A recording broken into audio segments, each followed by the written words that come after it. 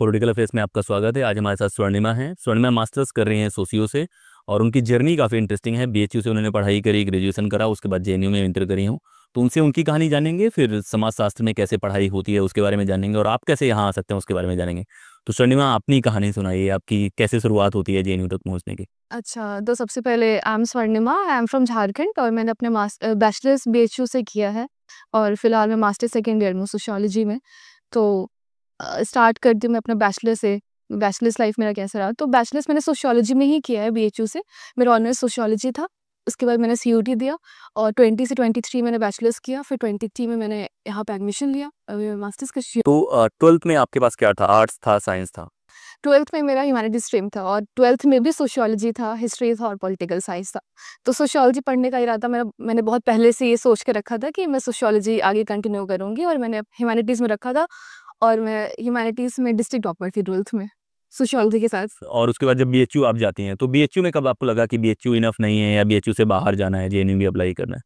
जब मैंने एडमिशन लिया था बीएचयू में बैचलर्स के लिए, तो उस टाइम था कि मुझे बस बीएचयू जाना है, क्योंकि जहाँ से मैं बिलोंग करती हूँ नॉर्दर्न बेल्ट से, हमारे लिए बीएचयू मतलब एक अलग ही दुनिया है। ऐसा लगता है कि जो बहुत अच्छा स्टूडेंट है ह्यूमैनिटीज़ में, उसको बीएचयू जाना चाहिए।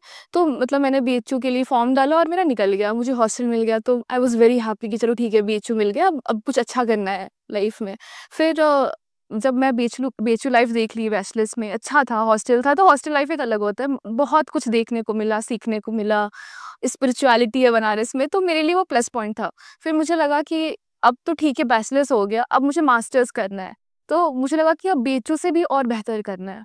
फिर मैंने सीयूटी का फॉर्म डाला। एक्सपेक्टेशन नहीं था कि मेरा जेएनयू होगा, क्योंकि सिर्फ मैं 15 दिन पढ़ी थी अपने सीयूटी के लिए, पीजी मतलब जो प्रिपरेशन था। फिर जब हो गया तो फिर मेरा जेएनयू निकल गया। फिर मैंने सोचा कि जब बीएचयू एक बार हो गया है, तो मुझे कुछ और बेहतर करना है और मुझे लगा कि जेएनयू उससे बेटर कुछ नहीं हो सकता इंडिया में सोशियोलॉजी के लिए, क्योंकि जेएनयू का 69th रैंकिंग है सोशियोलॉजी में वर्ल्ड में। तो फिर मैं जेएनयू आ गई। तो जब आप बीएचयू से जेएनयू आती हैं, क्या फ़र्क लगा आपको? पढ़ाई वहाँ भी अच्छी है, कैंपस है, उस जगह से और यहाँ पे आने में कुछ अलग लगा आपको, या जो आपने जेएनयू इमेजिन करा था और जो यहाँ दिखा उसमें क्या फ़र्क लगा? फ़र्क बहुत कुछ है, मतलब बीएचयू एक अलग वर्ल्ड है। मतलब बीएचयू और जेएनयू में काफ़ी डिफरेंसेस भी हैं और काफ़ी सिमिलैरिटीज़ भी है। Differences in the terms of कि जैसे हॉस्टल लाइफ में वहाँ पे भी रही हूँ और मैं यहाँ पे भी हॉस्टल देख रही हूँ। तो सबसे पहले मैं, क्योंकि एज़ अ गर्ल मैं ये स्टार्ट करूँगी सेफ्टी का। मुझे लगता है कि जो बीएचयू है वहाँ पे सेफ्टी नहीं है वुमेन्स के लिए, क्योंकि हमारा हॉस्टल 10 बजे बंद हो जाता था। तो हमें 10 बजे के बाद का लाइफ देखने को कभी मिला ही नहीं। हमारा लाइफ 10 बजे रात को ख़त्म हो जाता था हॉस्टल के अंदर। पर जेएनयू में मैं जब आई तो मैंने देखा कि कितना आज़ादी है यहाँ पे, आज़ादी के नारे लगते हैं जेएनयू में, बट एक्चुअल में जितना लिबर्टी जेएनयू देता है हर एक स्टूडेंट को, आप कहीं से आओ, आप नॉर्दर्न बेल्ट से हो, आप कहीं साउथ से हो, आप किसी गाँव से हो, इट डज़न्ट मैटर, आपको जितना लिबर्टी मिलता है अपने आप को एक्सप्रेस करने का, वो बाकी जगह नहीं है। बाकी जगह वो है कि आपको थोड़ा कंट्रोल किया जाएगा कि आप ये नहीं कर सकते, ये नहीं बोल सकते, बट जेएनयू में आपको वो फ्रीडम मिलता है अपने आप को एक्सप्रेस करने का। तो वो चीज़ काफ़ी अलग लगा मुझे। ऊपर से अपॉर्चुनिटीज़ भी बहुत हैं यहाँ पे, क्योंकि एक तो ये भी है ना कि जेएनयू दिल्ली में सेंट्रलाइज्ड है, तो इसकी वजह से काफ़ी सारी अपॉर्चुनिटीज़ हैं जेएनयू में रहने के साथ-साथ, जो आप रोल कर सकते हो। फिर फैकल्टी भी है जो काफ़ी अच्छी है जेएनयू की। और यहाँ पे जो अलग-अलग स्कूल्स हैं उसमें भी आप कोर्सेज़ ले हाँ, सकते हैं। ये सबसे इंटरेस्टिंग है कि इंटरडिसिप्लिनरी है, आपको हम कौन से कोर्स से कर रहे हैं उससे मैटर नहीं करता, आप कोई भी कोर्स ले सकते हो, क्रेडिट करा भी सकते हो, ऑडिट भी करा सकते हो, इट डज़न्ट मैटर। तो आपको वो लिमिटेशन नहीं है। तो जैसे आप सोशियो में हैं यहाँ पे, आपने किसी और डिसिप्लिन में या किसी और कोर्स में लिया है बाहर का कोर्स? हाँ, मैंने अभी लिया है जाके, क्योंकि सोशियोलॉजी में मेरे फैकल्टी बहुत अच्छे हैं, तो मैं वो मिस नहीं करना चाहती थी कि मैं जेएनयू में आकर के अपने अच्छे सोशियोलॉजिस्ट से ना पढूँ। तो मैं प्रायोरिटी अपने आप को दी, मतलब अपने सेंटर को दी, लेकिन मैं इस बार लिया है कोर्स और अच्छा है, मतलब सोशल एक्सक्लूजन से मैंने कोर्स लिया है। अच्छा, अच्छा, वो काफ़ी मिलता-जुलता भी है। काफ़ी मिलता है। हम लोग भी जब थे अपने पॉलिटिकल साइंस में, तो हम सोशियो से कोर्स लेते थे। एक टीचर हुआ करते थे बहुत फेमस यहाँ पे, जो कभी पीएसआर में लेके जाके हम लोग को पढ़ाते थे इस तरह। तो ये तो बातें हो गई कि जेएनयू कैसा लगा। जो 15 दिन वाली कहानी है कि 15 दिन की तैयारी में कैसे निकाला, रियल में वो 15 दिन है कि जो 3 साल आपने मेहनत करा है या डिस्ट्रिक्ट टॉपर थी उसका असर पड़ा? कैसे प्लान करा उन चीज़ों को आप? ये तो सच में ये बोलना, मतलब ये कहीं न कहीं वो बेकार की बातें होंगी कि मैं सिर्फ़ 15 दिन में क्लियर, क्यों? क्योंकि जर्नी जो होती है वो 15 दिन की नहीं होती, वो बहुत पीछे से होती है। जिस दिन से हम पढ़ाई शुरू करते हैं, कहीं न कहीं वो हर एक चीज़ मैटर करता है कि आप कहाँ पर हो, और आपकी पर्सनैलिटी में आ जाती है ये चीज़ें। तो 15 दिन तो मैं ये बोलूँगी, 15 दिन मैंने फुल फ्लेज्ड प्रिपरेशन किया, सीयूईटी के लिए पीवाईक्यू लगाया, क्वेश्चन बैंक सॉल्व किया, ये सब किया। लेकिन मेरे जो बैचलर्स डे 1 से मैंने जो स्टार्ट किया था, मेरा कोविड बैच था और मैं सिर्फ 1.5 साल रही हूँ हॉस्टल में, मतलब 1.5 साल भी क्या 1 साल रही हूँ। तो लेकिन जब मैं ऑनलाइन क्लासेस करती थी, जबकि बच्चे ऑनलाइन क्लासेस नहीं करते थे, पर मैं ऑनलाइन क्लासेस करती थी, मैंने उसके नोट्स प्रिपेयर किए हैं। तो मेरा मुझे लगता है कि बैचलर्स से ही मैंने अपना प्रिपरेशन स्टार्ट कर दिया था सीयूटी के थ्रू, मतलब सीयूईटी के लिए, और मुझे लगा कि वो कहीं न कहीं हेल्प किया, और मेरा ऑनर्स सोशियोलॉजी था तो मेरे लिए वो प्लस पॉइंट था। और आपने बहुत सीरियस लिया है, मतलब आप डिस्ट्रिक्ट टॉपर भी थी और आपने बहुत अच्छे से पढ़ाई करी होगी जो 3 साल आपने दिए हैं। ट्राई अपना बेस्ट किया है, अभी आगे देखते हैं। ये होता है, बच्चे क्या लगता है, उनको लगता है 15 दिन बोलने में तो ठीक लगता है कि आपने 15 दिन केवल उसी काम के लिए दिए हैं, लेकिन जो बेस आपने बनाया था ग्रेजुएशन के दौरान, उसके दौरान क्या अच्छा लगता है सोशियो में? मतलब जब आप पढ़ती होंगी उसको, तो क्या मतलब उससे कुछ अच्छा लगता है? मतलब जैसे बहुत सारे डिसिप्लिन आप करते हैं जॉब के लिए, पैसे के लिए, कुछ अलग है उसमें, क्या मजा आता है? कौन से थिंकर्स हैं, किस तरह की चीजें पढ़ने में मजा आता मतलब ये थोड़ा फ़िल्मी होगा, क्लीशे हो जाएगा, बट मैं बोलूँगी, जब मैं स्कूल में थी अपने 7th-8th में, तो मेरा फ़ेवरेट सब्जेक्ट था पॉलिटिकल साइंस। मुझे बहुत इंटरेस्टिंग लगता था, उसमें पंचायती राज हो गया या डेमोक्रेसी हो गया, तो मुझे लगता था कि साइंस में तो सब पढ़ते हैं, पर मुझे लगता था कि मैं सोसाइटी को ना इसके थ्रू समझ पा रही हूँ, कि पंचायती राज क्या होता है, वुमेन रिज़र्वेशन क्या होता है, सोसाइटी क्या होता है, इंडियन विलेजेस कैसे होते हैं। तो मुझे ये बहुत ना मतलब अच्छा लगता था पढ़ के, मुझे मज़ा आता था पढ़ के। तो मैंने कहीं ना कहीं क्लियर कर लिया था कि मुझे आगे करना है सोशल साइंस में, क्योंकि एक हमारे सोसाइटी में बर्डन होता है ना कि if you are good at studies तो आपको पीसीएम लेना है, पीसीबी लेना है या फिर कॉमर्स लेना है, और वो सबसे नीचे आता है सोशल साइंस हायरार्की में। बट मेरे साथ ये उल्टा था, मतलब मैं ठीक थी पढ़ने में, फिर मेरे घर वाले ने कभी प्रेशर नहीं दिया कि नहीं तुम्हें पीसीएम लेना है, पीसीबी लेना है। मैं सोशल साइंस में ही आगे कंटिन्यू करना चाहती थी। फिर मैंने 11th-12th में मैंने पॉलिटिकल साइंस, हिस्ट्री और सोशियोलॉजी लिया। फिर मुझे सबसे इंटरेस्टिंग लगा सोशियोलॉजी, क्योंकि मेरा जो फैमिली बैकग्राउंड रहा है, मतलब मैं बहुत विलेज से कनेक्टेड रही हूँ। तो मुझे बहुत पसंद है कि इंडियन सोसाइटी होती क्या है एक्चुअल में, उसको समझने में, और मुझे लगता है कि मैं आगे कुछ भी करूँगी, मैं इसी फील्ड में जाना चाहूँगी, क्योंकि ये सबसे क्लोज़ेस्ट है मेरे मतलब मुझे लगता है कि इस चीज़ में मैं बहुत कुछ कर सकती हूँ। मतलब जो चीज़ें आपने डेली देखी हैं, फ़ील करा है, उसको थ्योरी के माध्यम से आप एक्सप्लेन करता है कोई, चाहे कास्ट के बारे में हो, चाहे विलेज कम्युनिटी के बारे में हो, फार्मिंग के बारे में हो। अभी जब आप पढ़ती हैं, तो आगे किस तरह से आप अपना करियर देखती हैं? किस ज़ोन में जाना चाहती हैं और किस तरह का काम आप करना चाहेंगी? अभी तो जैसे मेरा मास्टर्स कंप्लीट होने वाला है, तो मेरा पहला प्रायोरिटी तो मैं चाहूँगी कि मैं आगे पीएचडी करूँ, क्योंकि मेरा एकेडमिक्स रहा है सोशियोलॉजी में, और जब मैं इतने 5 साल 6 साल अपने सोशियोलॉजी को दी हूँ, तो मैं आगे चाहूँगी कि मैं इसमें और कुछ अच्छा करूँ, ताकि मैं जिस फील्ड में जाऊँ, मैं वेदर प्रोफेसर बनूँ या एनजीओ में जाऊँ या जो भी जाऊँ, मैं और बेहतर तरीके से इस चीज़ को कर पाऊँ। तो मैं आगे तो पीएचडी का सोच रही हूँ फिर। कि जो भी एकेडमिक चीज़ें आपने अर्न करी हैं, उनको आपको यूज़ भी करना है बस। कौन से थिंकर्स आपको पसंद हैं? अगर आप थिंकर्स की कुछ बातें बता पाएँ तो, क्योंकि बहुत लोग होते हैं, सुनते हैं कि कैसे इंटरेस्टिंग तरीके से। हाँ, जैसे सोशियोलॉजी में फंक्शनलिस्ट होते हैं, कॉन्फ्लिक्ट थ्योरिस्ट होते हैं, बहुत सारे हैं, सिंबॉलिक इंटरेक्शनिज्म वाले होते हैं। पर मुझे ऐसा लगता है कि फंक्शनलिस्ट थिंकर्स जो होते हैं, मैं उनको थोड़ा ज़्यादा कनेक्ट करती हूँ, क्योंकि उनके अकॉर्डिंग से सोसाइटी में हर एक सब्सटेंस, हर एक पार्ट्स है, वो इंटरकनेक्टेड है, और वो सोशल सॉलिडारिटी की बात करते हैं कि सोसाइटी में जितने लोग एग्जिस्ट करते हैं, उनका कुछ ना कुछ रोल है, और वो एक दूसरे से कनेक्टेड होते हैं और सोसाइटी को चला रहे हैं। तो मुझे लगता है ये बहुत ऑप्टिमिस्टिक है कि मतलब सोसाइटी को ये कंटिन्यू करने में हेल्प कर रहा है। तो मुझे सही लगता है। वैसे हर एक थिंकर्स के कुछ ना कुछ क्रिटिसिज्म होता है, तो फुल फ्लेज तो आप किसी को सपोर्ट नहीं कर कोई सकते। कोई ऐसी थ्योरी सोशियोलॉजी की जो देख सुनने के बाद आपको लगा वाओ यार, ऐसे भी सोचा जा सकता है, ऐसे भी किसी थिंकर ने सोचा हुआ है पहली बार, वैसे वाले मोमेंट कैसे होते ऐसे तो सोशियोलॉजी में भरे पड़े हैं थिंकर्स। जैसे वेबर बोलते हैं कि अभी जो हमारा सोसाइटी चल रहा है, वो आयरन केज ऑफ पर्सनैलिटी की बात करते हैं, कि इतना मॉडर्नाइजेशन हो गया है और इतना इंडिविजुअलिटी आ गई है हमारे अंदर, कि हम हर चीज़ रैशनल पॉइंट ऑफ व्यू से देखते हैं कि रैशनैलिटी क्या है इस चीज़ की। तो ऐसे करते करते एक टाइम आएगा जब ह्यूमन बींग्स एक मशीन की तरह काम करेगा। तो वो हम देख रहे हैं एक्चुअल में कि अभी लोगों के अंदर वो कितना ज़्यादा वो है कि नहीं, मुझे काम करना है। और ये बातें वेबर ने 1920 के आसपास कही हैं, मतलब 100 साल पहले उस इंसान ने इतना प्रेडिक्ट कर दिया। दूसरी बात बताता हूँ, वेबर बहुत स्मार्ट लगते हैं, अगर आप फोटो देखेंगे तो वेबर के बारे में और कौन से एस्पेक्ट हैं जो आपको लगता है कि पढ़े जाने चाहिए या इंटरेस्टिंग तरीके से देखा जा सकता है? रिलीजन के ऊपर क्या अंडरस्टैंडिंग है आपकी? मैं सोशियोलॉजी वालों से खास तौर पे जानना चाहूँगा कि रिलीजन की ग्रोथ पे कौन से थिंकर्स हैं जिन्होंने बनाई है कुछ अंडरस्टैंडिंग? रिलीजन पे काफ़ी लोगों ने काम किया है, पर सबसे मतलब जो इनिशियल से स्टार्ट करके मैं बात करना चाहूँगी, तो मेलिनोस्की हो गए, एमल डर्कहाइम हो गए, वेबर हो गया। वेबर उसको इकोनॉमी से जोड़ते हैं कि कैसे प्रोटेस्टेंट एथिक और कैथोलिक जो होते हैं, कैल्विनिस्ट जो होते हैं, वो इकोनॉमी के कनेक्ट करके रीजन को देखते हैं कि वो इनर वर्ल्ड की बात करते हैं। जैसे हिंदुइज्म में क्या होता है कि हम अदर वर्ल्ड एसेटिज्म की बात करते हैं, कि हमें लगता है कि हम अपने मतलब अब इस लाइफ के बियॉन्ड देखते हैं कि हमारा पिछले जन्म का क्या रहा है, अगले जन्म में क्या करेंगे, हम जो अभी काम करते हैं उस पर असर पड़ता है। पर वही मैक्स वेबर उसको जोड़ते हैं कैथोलिक से, कि कैथोलिक का ये रहता है कि इनर वर्ल्ड ही है, कि हम जो काम कर रहे हैं इसी जन्म में होगा, और उसके अकॉर्डिंग हम जब मरने के बाद हमें एक रोल डिसाइड होगा कि हमारे अच्छे कर्म हैं कि बुरे कर्म हैं। तो वो मोटिवेट करता है अच्छा काम करने के लिए, इकोनॉमी के लिए, बट वही हिंदुइज्म में वो चीज़ नहीं है। तो रिलीजन पे मैं ये बोलना चाहूँगी कि रिलीजन को स्टैटिक नहीं मानना चाहिए। रिलीजन एक चेंजिंग प्रोग्रेस है, और को अलग अलग लोगों ने अलग अलग अलग तरीके अलग से पढ़ा। तरीके से देखा, एक बिलीफ है रिलीजन। तो आज के टाइम पे जिस तरह से सोसाइटी बदल रही है, या हम जैसे आज देख रहे हैं कि अलग अलग जनरेशन्स आ रही हैं, चाहे रिलेशनशिप के बारे में है, चाहे किसी फैमिली के बारे में है, सारी चीज़ें एक नए तरीके से इवॉल्व हो रही हैं। तो उसमें क्या आपको बहुत इंटरेस्टिंग लगता है, जहाँ पे आपको लगता है कि ये थोड़ा सा ध्यान दिया जाना चाहिए, ये पढ़ा जाना चाहिए?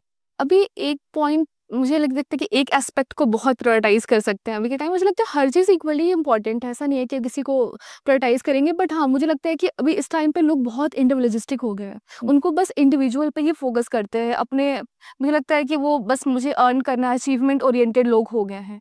अचीवमेंट ओरिएंटेड के साथ साथ उनके अंदर वो कंसेंसस वाली फीलिंग खत्म हो रही है कि नहीं, कलेक्टिव जो एफर्वेंस होता था, जो दत्ताइन भी बात करते हैं कि इमोशनल कनेक्शन होता है लोगों के बीच में, कि हम एज अ सोसाइटी हम कैसे कनेक्ट करें, फैमिली से कनेक्टेड हैं कि नहीं, वो चीज़ मिसिंग हो गया आज के जनरेशन में। जैसे मैं अपने जनरेशन वालों को भी देखती हूँ कि वो बहुत सेल्फ ओरिएंटेड हैं, जो कि अच्छी बात भी है टू एन एक्सटेंड, कि आप अपने बारे में सोच रहे हो, बहुत अच्छा करना चाहते हो, बट वो जो फीलिंग होती है कलेक्टिविटी की, वो मिसिंग है, और उस पर थोड़ा ज़्यादा स्ट्रेस देने की ज़रूरत है। बहुत बार जो चीज़ों को मीनिंग मिलता है वो भी लोगों की वजह से मिलता है। मान लीजिए कि मैं अकेला हूँ और मैं बहुत सारी चीज़ें जीत लेता हूँ, तो शायद वो मीनिंगलेस हो जाएंगी, क्योंकि कोई दर्शक नहीं है जो उन चीज़ों को देख रहा है। मतलब एक वैलिडेशन भी तो चाहिए कि मैंने ये करा हो। यही चीज़ है कि वो चीज़ें थोड़ा सा उसमें है। मेरा दूसरा सवाल है कि हम लोग इतनी बातें कर रहे हैं सोशियोलॉजी की, तो जो बच्चे सीयूईटी पीजी करना चाहते हैं, वो करना चाहते हैं, उनके लिए सबसे बेहतरीन किताबें कौन से हैं, अगर आप थेरेटिकल और टॉपिक वाइज बता पाए तो? तो सबसे पहले मैं 4 स्टेप में बताऊँगी कि सबसे इम्पोर्टेंट क्या है सीयूईटी क्रैक करने के लिए। क्रैक करना एक वर्ड यूज़ किया जाता है। तो सबसे पहले 4 स्टेप मैं बताती हूँ कि सीयूईटी का क्या प्रोसेस है। तो सबसे जो मैंने अपने आप में, मतलब ये चीज़ मैंने अपने आप में देखा था कि, और मैंने जो किया था उस बेस पे बताती हूँ कि सबसे पहले है कि जो बेसिक है कि आप सिलेबस को समझो। सिलेबस को समझने में टाइम दो। ये नहीं कि बस सिलेबस निकाल के रखा है, बुक ले आए और पढ़ना स्टार्ट कर दिया। सिलेबस को समझना बहुत इंपॉर्टेंट है, और उससे आपका टाइम भी बचता है और आपको क्लैरिटी मिलती है कि मेरा रास्ता क्या होगा, मैं कैसे करूँगी। तो सबसे इंपॉर्टेंट है कि सिलेबस को समझो। फिर दूसरा कि अपने रिसोर्सेज को लिमिट करो। मतलब इंडिया में अभी के टाइम में यूट्यूब पे और बुक्स और क्या क्या नहीं अवेलेबल है। सब पढ़ा रहे हैं, सबके पास नॉलेज भी, अच्छी बात है कि अवेलेबिलिटी ज़्यादा है, पर आप सबके पास नहीं जा सकते हो। आपको अपने आप को लिमिट करना पड़ेगा कि मुझे क्वांटिटी चाहिए कि क्वालिटी चाहिए। तो मैं बोलूँगी कि प्रायोरिटाइज करो क्वालिटी ओवर क्वांटिटी, और रिसोर्सेज को लिमिट करो। तीसरा है कि पीवाईक्यू लगाओ। पीवाईक्यू का कोई तो रिप्लेसमेंट नहीं है, और पीवाईक्यू सबसे इम्पोर्टेंट होता है किसी भी पेपर को समझने के लिए। चौथा बोलूँगी कि पढ़ लो, रिवाइज करो, और बाकी सब छोड़ दो, अपना हार्ड वर्क करो, पहुंच ही जाओगे। बुक्स की बात करें तो बुक्स के लिए, जैसे मेरा तो बैचलर्स रहा है सोशियोलॉजी में, तो मेरा ये प्लस पॉइंट था कि मुझे बेसिक्स आता था। पर जो बच्चे बेसिक्स नहीं जानते, उनको सबसे इंपॉर्टेंट है समझना कि बेसिक क्या होता है, सोशियोलॉजी क्या होता है, सोसाइटी क्या होता है, कल्चर क्या होता है। उसके लिए इग्नू जो नोट्स होते हैं वो बेस्ट होते हैं। इग्नू नोट्स हो गए। फिर दूसरा हो गया हाइलोम्बस की बुक होती है, वो अच्छी होती है। फिर जॉर्ज रिट्जर की बुक हो गई, नितिन सांगवान की बुक हो गई। तो ये सारे बुक्स काफ़ी अच्छे हैं, और 1-2 बुक हैं जैसे सीएन शंकर राव की बुक हो गई, तो वो बेसिक के लिए बहुत अच्छा है। तो उनको उठाना है, बार बार पढ़ना है, रिवाइज। बार-बार पढ़ना और पूरा नहीं पढ़ना है, यूनिट वाइज़ देखना है कि मेरे काम का क्या है, और उसके अकॉर्डिंग पढ़ना है। और ये तो बातें हो गई कि रिसोर्स हो गए सारे, मोटिवेशन कहाँ से मिलता है, मतलब जो आप? मोटिवेशन खुद से मिलता है। मोटिवेशन, मुझे लगता है कि मोटिवेशन के लिए आप वीडियो देख लोगे, वो आधे घंटे रहेगा कि नहीं मुझे जाना है। टू एन एक्सटेंट काम भी करता है, पर जो खुद का मोटिवेशन होता है उसका कोई मतलब रिप्लेसमेंट नहीं है। और आप मोटिवेशन, जब आप खुद से सेल्फ मोटिवेटेड नहीं रहोगे, आप कुछ नहीं कर पाओगे लाइफ में।